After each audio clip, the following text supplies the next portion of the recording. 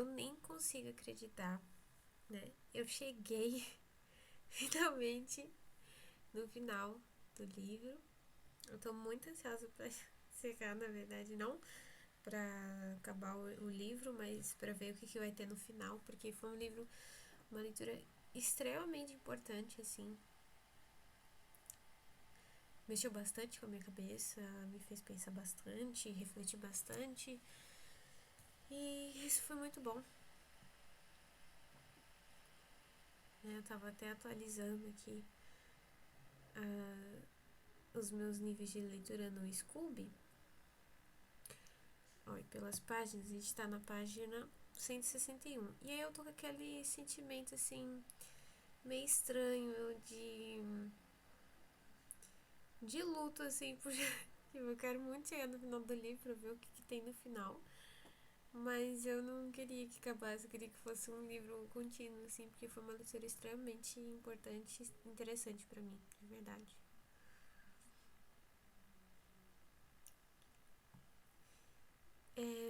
Agora a gente tá no último capítulo, capítulo 9, chamado Do Simbolismo ao Transcendente. Iniciando no simbolismo, a análise nos abre para uma compreensão mais ampla e mais profunda, nos conduz ao limiar do sagrado. Quem fez a experiência do inconsciente coletivo não duvida mais do poder dos arquétipos. Para Jung, o conhecimento psicológico e simbólico não ultrapassa os arquétipos e não remonta à fonte divina. Cremos, contudo, que no que se refere ao inconsciente transcendente, podemos dar um passo à frente. O simbolismo parece ser, desde a criação do mundo, a linguagem na qual Deus procura comunicar-se com sua criatura. O conhecimento espiritual, essencialmente vivo, é dinâmico e está em incessante evolução. Desde a aurora dos tempos, Deus procura dar-se a conhecer a sua criatura e reconduzi-la a fim de salvá-la. Mas esta penetração de Deus na criação, obscurecida pelo pecado, nas almas em trevas, nas inteligências desviadas, se faz lenta e progressivamente.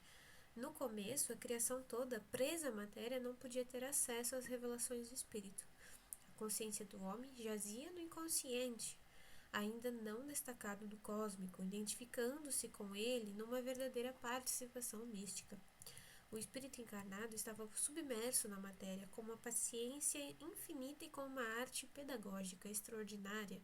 Deus fala aos poucos a sua criação, servindo-se do visível, a fim de orientá-la para o invisível. O símbolo é o intermediário entre a matéria e o espírito. Ele é a imagem carregada de verdade. Durante muito tempo houve e ainda há pessoas que tomavam o símbolo pela realidade e que divinizavam a natureza e o cósmico. Tudo que está no universo serve para Deus se manifestar. Tudo é sinal, tudo é símbolo. Devemos conceber o mundo todo, o mundo visível, como um universo de sinais pelos quais o Verbo faz sinal aos homens, indicando-lhes que há uma outra coisa. Não devemos entender esses sinais de um modo impessoal, como uma espécie de simbolismo. Trata-se de muito mais. É alguém que faz sinal a cada um de nós. É Deus que perpetuamente, por intervenções bem suas, faz sinal a todas as pessoas. Muitas vezes também os sinais de Deus são as pessoas que encontramos. Na medida em que a criatura emerge da matéria, sua consciência desperta e compreende cada vez melhor que os sinais e os símbolos têm algum sentido e que ela mesma, elevada acima dos animais, tem uma tarefa que não é unicamente material. A procura de Deus, que nasceu com a consciência, é a essência da vida humana e, ao mesmo tempo, a consequência e a finalidade da criação. Desde as idades mais obscuras, o universo inteiro, consciente ou inconscientemente, aspira por seu Criador. Porque o Verbo é Deus, e muito antes de se fazer carne, procurava chegar à humanidade. Muito antes de sua encarnação em Cristo, Deus se abria ao mundo, a fim de prepará-lo para a vinda de Jesus. A vinda do Verbo ao mundo pela encarnação não foi algo de acidental, como se o mundo tivesse caminhado até então sem ele, e como se ele tivesse vindo somente então. Desde a origem, o mundo era coisa sua. Sabemos que a humanidade pagã não está abandonada por Deus. Quantos apelos e clamores, muitas vezes velados por símbolos, exprimem confusamente este imenso desejo de encontrar a Deus. Da pré-história até hoje, vemos por toda parte traços da nostalgia eterna ao retorno a Deus. O porquê íntimo das religiões de mistérios, do Egito ou da Grécia, como de todas as iniciações, está precisamente no desejo insatisfeito de aproximar-se de Deus. Toda alma aspira por sua fonte, e quanto mais consciente e desimpedida ela estiver, tanto mais ardente será sua aspiração. Quanto mais ela conhecer, tanto mais amará o seu Criador, e tanto mais tenderá a ele. Como o Antigo Testamento prefigura o Novo, assim desde a Antiguidade, Deus preparava o caminho de seu Cristo pelo símbolo. Todas as religiões antigas, todas as religiões não cristãs atuais contêm um germe da verdade única. Os mitos exprimem em imagens a realidade que Jesus revela. O mito é uma tentativa de expressão dessas experiências primitivas de base. Ele não é uma espécie de balbuciamento pré-científico. Ele procura traduzir na linguagem da imaginação alguma coisa que foi experimentada. Ele fala de um drama no qual estamos engajados, de algo de que participamos, de alguma coisa que chegou até nós e que reconhecemos ao ouvirmos a sua narração. A fim de preparar as almas para o sacrifício perfeito da nova aliança, ela, a Sagrada Escritura, as encaminha para ele por meio dos gestos, das instituições e até mesmo de outros sacrifícios que, pelo menos em alguns de seus traços, já são figuras. Essas figuras desempenham um papel capital no Antigo Testamento. Graças a elas, os homens puderam chegar progressivamente a uma noção mais exata do sacrifício e da redenção. Mas, quando se trata de fixar o ponto de convergência para o qual tendiam todas essas obscuras preparações, não é possível fazê-lo senão à luz de Cristo, que ofereceu o sacrifício por excelência e se manifestou como sacerdote perfeito e vítima perfeita de Cristo, no qual se revela o sentido oculto de todas as figuras e no qual se realizam todas as profecias. Deus usa sempre os mesmos símbolos e pede a mesma coisa a nós, seus filhos, isto é, que morramos a nós mesmos para o seguirmos, que aceitemos nossa encarnação como uma prova purificadora, que carreguemos nossa cruz, que amemos a Deus e ao próximo. Um pássaro sempre anuncia uma concepção espiritual, seja ele o abutre do Egito, o cisne de Leda ou a pomba do Espírito Santo. Os símbolos da terra os símbolos da terra e da água sempre acompanham as etapas da travessia noturna, seja a caixa e o mar para Osíris, seja o Hades para Coré, ou a árvore, a cruz e o sepulcro para Jesus. O sacrifício é sempre figurado pelo trigo e pela videira, pelo pão e pelo vinho, corpo e sangue.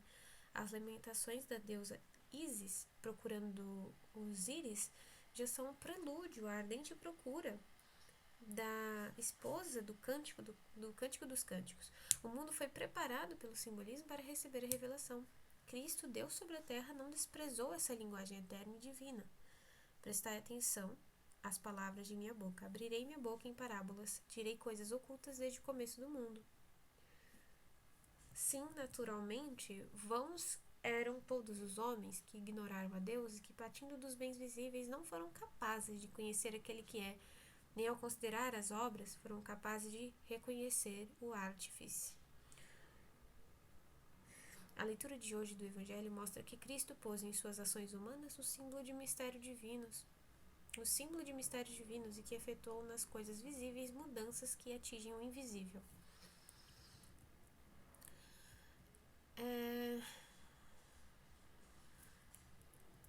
Essa última parte é um breviário romano 18º domingo depois de Pentecostes, homilia de São Pedro Crisólogo, na 7ª lição.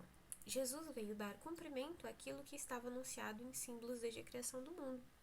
Não penseis que vim revogar a lei e os profetas, não vim revogá-los, mas dar-lhes pleno cumprimento.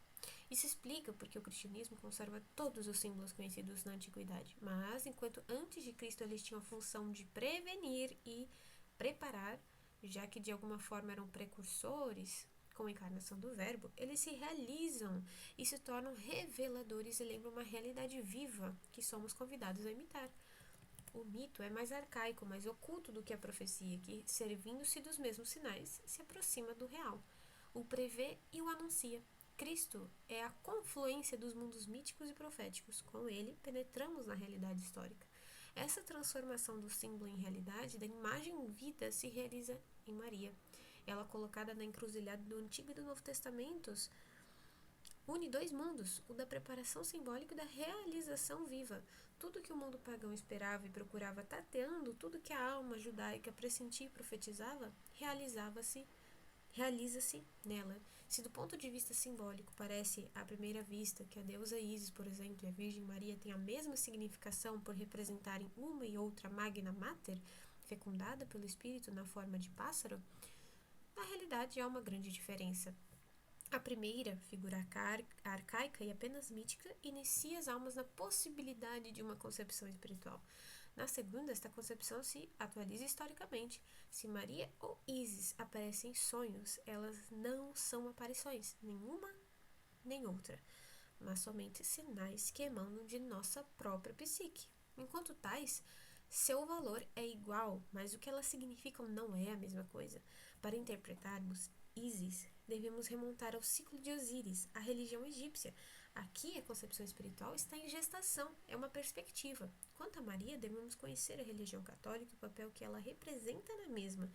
Aqui a concepção espiritual está próxima, não é associada a um mito e pode realizar-se no presente. Com Jesus, não se trata mais de símbolo, mas de um homem que viveu na realidade terrestre a evolução pedida por Deus à sua criatura desde as origens. Se a hora da revelação e da encarnação chegou para o universo, ela ainda não soou para algumas almas e alguns povos que permanecem apegados a crenças arcaicas. Mas há almas gregas e judias esperando inconscientemente o Messias. A análise exprime claramente este fato. Independentemente, contudo, de toda ideia de fé, não se pode negar que a última e mais recente manifestação de Deus no mundo é a do seu Filho único, Jesus, sendo, portanto, aquela que, segundo parece, todos deveriam aceitar e seguir. Mas Deus se revela também a cada um gradualmente, por meio da linguagem pela qual ele revelou a seu povo. A encarnação é eterna e se prolonga em toda a alma iluminada pelo Espírito Santo. Agora, onde a iniciação ainda era apenas simbólica ou intelectual, Cristo traz a vida real. Não é mais uma imagem, mas Deus feito homem que nos mostra o caminho. Não se trata mais de uma evolução que, podendo ser seguida só com o intelecto, conduz a uma cisão perigosa da alma e do corpo, mas de uma evolução que exige um engajamento sempre renovado de todo o ser. Cristo nos empolga e nos arrasta para o seguirmos. Ele nasce nas entranhas e morre na cruz. Deus está sempre presente e espera nossa resposta. Mas a ilusão possível. Não há ilusão possível. Com a experiência religiosa, dá-se o mesmo que com a análise. Ela deve corresponder a um esforço pessoal. Para Jesus, confluem todas as iniciações, das quais a vida e a morte são uma síntese. Os episódios da paixão e as etapas da via sacra nos mostram o caminho, a verdade e a vida, e nos convidam a abandonarmos as religiões naturais, cósmicas e abstratas. Mas sem a fé, como admitir a revelação e os dogmas? Como crer que Jesus é Deus, é homem e Deus? Como aceitar a Trindade? Sem a fé, o mistério permanece fechado à inteligência humana e as escrituras não passam de narrações históricas, de inspirações poéticas, de elucubrações metafísicas. Daí, porque o Evangelho seria mais verídico do que os Upanishads ou o Alcorão?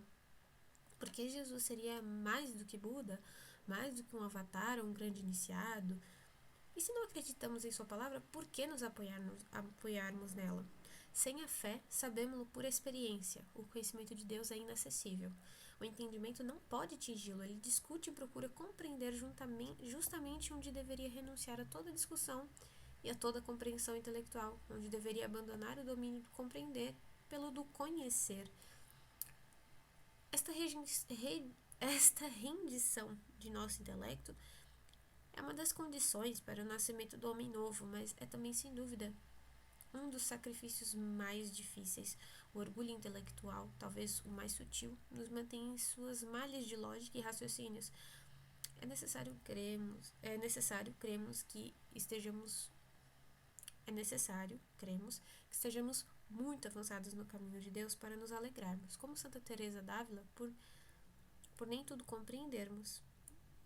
O Eclesiástico já nos previne.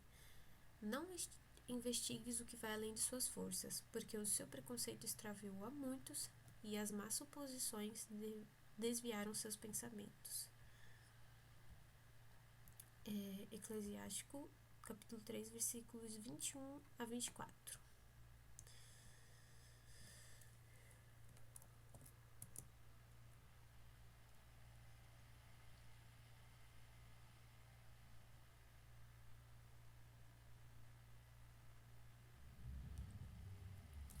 Devemos concluir que a inteligência em si é má? Isso seria contrário ao pensamento do cristianismo, que insiste no conhecimento próprio cada vez mais claro, a fim de que se dissipem todas as ilusões. A inteligência não é má. Má é a orientação que lhe damos ou o uso que dela fazemos. A inteligência é um dom do Espírito Santo e tem sua fonte em Deus. Deve ser, pois, reconduzida a ele.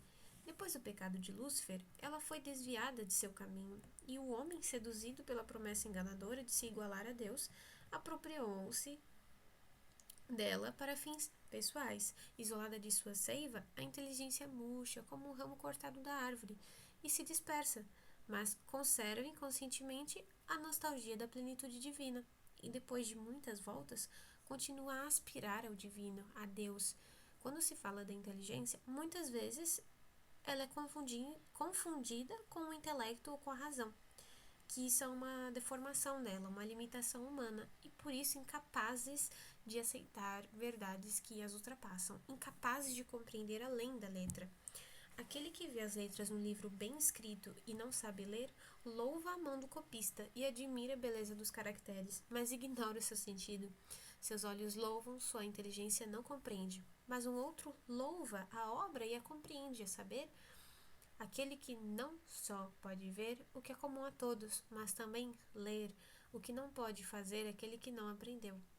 Assim, aqueles que viram os milagres de Cristo, mas não compreenderam o que eles significavam e o que indicariam aos que os compreendessem, admiraram somente os fatos. Os outros admiraram os fatos e seguiram o seu espírito. Esse é um trecho de Santo Agostinho, uma homilia, no 15º domingo depois de Pentecostes. Inclusive, muito interessante esse trecho. Eu vou pesquisar depois. Voltamos sempre aos diferentes modos de conhecer dos quais falamos atrás. Compreender não é conhecer. Ora, as verdades da fé são conhecidas. A inteligência nos foi dada para nos ensinar a conhecermos a Deus partindo da criação e não para usarmos unicamente para nossa satisfação pessoal. Este dom vem de Deus, cabe a nós desenvolvê-lo, como a parábola dos talentos nos lembra. Nós somos colaboradores de Deus. Por isso, instruídos por esta experiência, o sábio se manterá numa atitude de humilde dependência em relação à lei de Deus. Dela ele partirá e a ela voltará com uma explicação definitiva de qualquer questão. Com efeito, é somente sob a luz divina que o campo tão vasto e praticamente ilimitado do conhecimento produzirá seus tesouros. O sábio não duvida que este campo lhe será oferecido para decifrá-lo. Ele não pensa que seja má a sede insaciável de compreender e de conhecer que ele sente no fundo de si mesmo. Não foi Deus que a pôs nele junto com a inteligência? Não lhe concedeu ele também o dom de discernir o bem e o mal? Compete, pois, ao homem fazer de seus desejos um uso bom ou mau. A fonte da sabedoria é a palavra de Deus nos céus. Esse é um trecho de... Esse que eu acabei de falar da fonte da sabedoria, de Eclesiásticos, capítulo 1, versículo 5. Eclesiástico, na verdade. Yahvé fundou a terra com a sabedoria e firmou o céu com a inteligência. Esse aqui é Provérbios, capítulo 3, versículo 19.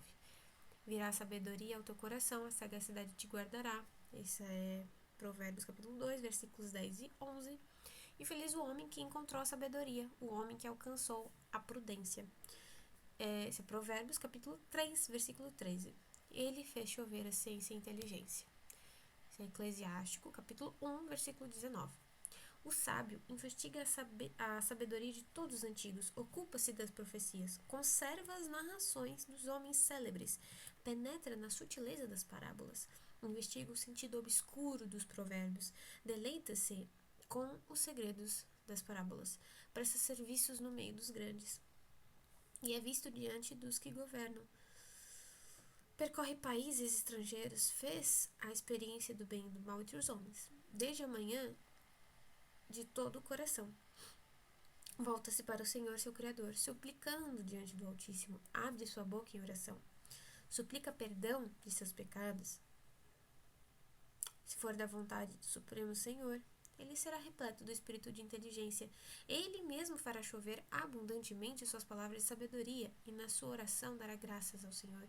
Ele mesmo adquirirá a retidão do julgamento e do conhecimento, meditará os seus segredos. Todo esse trecho é Eclesiastes capítulo 39, versículos de 1 a 7.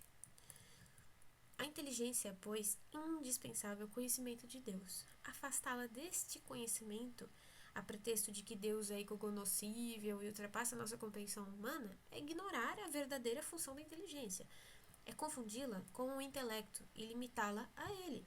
O intelecto facilmente substitui Deus pelo abstrato e por ideologias filosóficas, científicas e espiritualistas, que o satisfazem e não o engajam em nada, crendo sinceramente que faz ato de humildade. Na realidade, ele minimiza a inteligência e se esquiva da humildade verdadeira, que consiste precisamente em entregarmos nossa inteligência a Deus e em aceitarmos essa total dependência, como o testemunho o ato de oferecimento de Santo Inácio de Loyola. Abre aspas. Recebei, Senhor, toda a minha liberdade, recebei minha memória, minha inteligência e minha vontade. Tudo que eu tenho, tudo que possuo veio de vossa liberdade, e eu vos entrego todos esses bens e os passo ao governo de vossa vontade. Dai-me somente vosso amor e vossa graça, que serei muito rico e não pedirei outra coisa. Fecha aspas. O intelecto, confundindo encarnação com antropomorfismo, não hesita em desencarnar Deus, o que facilita muitas coisas. Mas Deus não é uma abstração, nenhuma antropomorfização de alguma força cósmica. Ele é um ser pessoal e vivo, uma presença. Não é uma imago Dei que habita em nós, mas Deus mesmo. A oração é um diálogo, um intercâmbio de amizades entre a alma e Deus. A inteligência em sua plenitude é ao mesmo tempo intelectual e intuitiva e sensível não é um entrave, mas um instrumento da fé. A infância espiritual, contrariamente ao que muitas vezes pensam os que ignoram seu sentido e sua prática, não é uma religiosidade açucarada, mas a consequência do amadurecimento e a posse de si, as únicas coisas que permitem o dom total. Tornar-se criança não é perder-se no infantilismo, mas reencontrar a confiança e a submissão da criatura a seu Criador. Não somos filhos, não somos filhos de Deus, nós somos filhos de Deus, mas esta infância só se adquire na plena maturidade. Essa simplicidade da alma, esse terno abandono à majestade divina, consagramos nossa vida a adquiri-la, ou se conhecemos antes, a reencontrá-la, porque se trata de um dom da infância, que na maioria das vezes não sobrevive à infância. Uma vez passada a infância, é necessário sofrer durante muito tempo para se entrar nela, como no fim da noite encontra-se outra aurora. Do mesmo modo, os pobres em espírito, aos quais é prometido o reino dos céus, não são nem os O reino dos céus não são nem os ignorantes nem os imbecis, mas aqueles que, plenamente conscientes da origem de sua inteligência, usam-na para retornarem a Deus. E a colocam em suas mãos. Trata-se de conhecimento de humildade, de amor e não de parvoíce. Numa carta de 13 de janeiro de 1948, Jung mostra que não confunde o intelecto com a fé, e suas palavras, sem equívoco, explicam também sua atitude perante esta.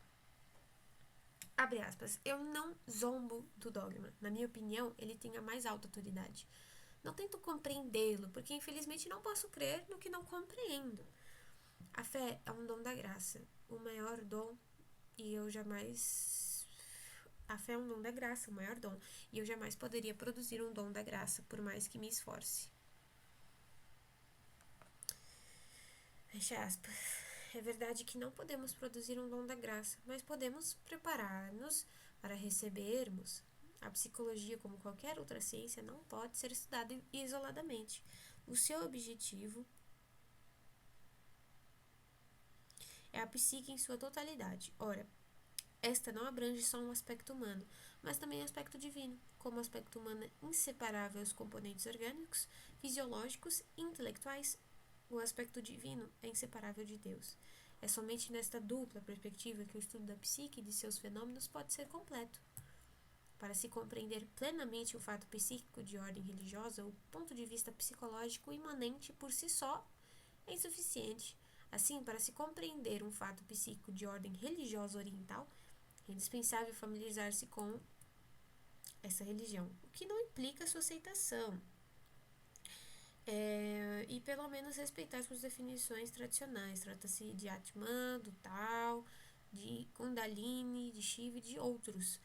O mesmo vale para o cristianismo e para sua terminologia clássica, estabelecida no curso dos séculos. Disso se segue que um fato psíquico de ordem cristã não pode ser interpretado sem que sejam respeitados seus dados dogmáticos. Isso não implica adesão a esses dogmas, mas pelo menos sua admissão a fim de se compreender a psique cristã. A fé não é uma simples crença pessoal. Ora, embora declare que reconhece a alta autoridade dos dogmas, Jung parece não admitir seu conteúdo. Assim, no sentido cristão, a privatio boni, que não é um dogma, não é a supressão do mal. A Trindade não é um ternário incompleto. Jesus não é um simples filho de Deus igual e oponível a Satã, mas o filho único, consubstancial ao Pai.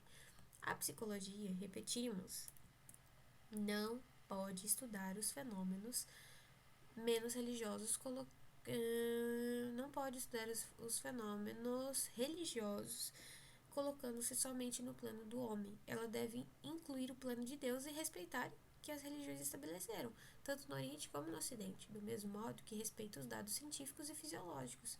A teologia tem suas definições, como qualquer outra ciência. Se quisermos penetrar em seu domínio, devemos começar por aprender e admitir a sua linguagem, independentemente de toda questão confessional, do mesmo modo que quem deseja aprender uma língua deve respeitar as regras gramaticais, a sintaxe e o vocabulário desta língua. Assim, sem a fé, as palavras de vida de Jesus são deformadas, escamoteadas, esquecidas ou interpretadas para outros fins. Quantas seitas e quantos sistemas repetem suas palavras, apesar de condenarem o cristianismo? Muitas pessoas capacitadas das religiões orientais, das iniciações antigas e até da análise, aceitam e defendem a ascese draconiana de um yoga, ou as provas das iniciações, o sofrimento de uma travessia noturna, o sacrifício do pequeno eu. Não obstante, se insurgem aqueles que se insurgem quando se lhes fala do sacrifício da missa, dos sofrimentos da paixão e da cruz. Falam de renascimento espiritual e do homem novo. Mas se revoltam quando se trata da ascese cristã, embora sem ascese seja impossível o homem velho morrer. Essas pessoas aceitam intelectualmente, compreendem os símbolos e até acreditam, sinceramente, que os vivem em todo o seu ser. Mas diante da menor modificação, o seu eu reivindica seus direitos. Ora, com Jesus, nem o intelecto nem os símbolos são suficientes. Ele nos convida a renunciarmos a nós mesmos, a segui-lo e a morrermos na cruz para ressuscitarmos. Quando Jesus se revela verdadeiramente a uma alma, suas palavras se tornam verdade, luz e vida. A inteligência não experimenta mais a necessidade de discuti-las, mas a de realizá-las. Essa submissão à vontade divina, fiat voluntas tua, é uma ascese de todos os instantes. A análise, como já vimos, pode ser uma preparação para a ascese cristã, mas não se poderia falar da ascese enquanto a alma não for aceita e reconhecida enquanto o ser não estiver unificado. Com eles, os neuróticos, não se pode pensar em ascese autêntica enquanto não estiverem curados. Do mesmo modo que um manco não pode correr, um neurótico não pode engajar-se seriamente na virtude. A ascese não é possível sem a maturidade. A análise nos ajuda a adquiri-la pela unificação dos opostos e pela reconstrução da alma. Ela pode também servir à ascese, sustentá-la, esclarecê-la e permitir-lhe, por meio de uma melhor compreensão, uma adaptação mais adequada de suas práticas e um maior florescimento. Preparai o caminho do Senhor, aplanar suas veredas. Isso é Marcos, capítulo 1, versículo 3. Como dissemos na introdução, estas páginas abordam somente um dos aspectos do imenso problema das relações entre a psicologia analítica moderna e a ascese religiosa. Mesmo assim, são apenas um esboço e não têm nada de definitivo. Elas são, antes de tudo, um testemunho e, como tal, parecerão talvez muito subjetivas. Quanto a isso, queira o leitor excusar-nos, é que quisemos falar apenas daquilo que experimentamos pessoalmente.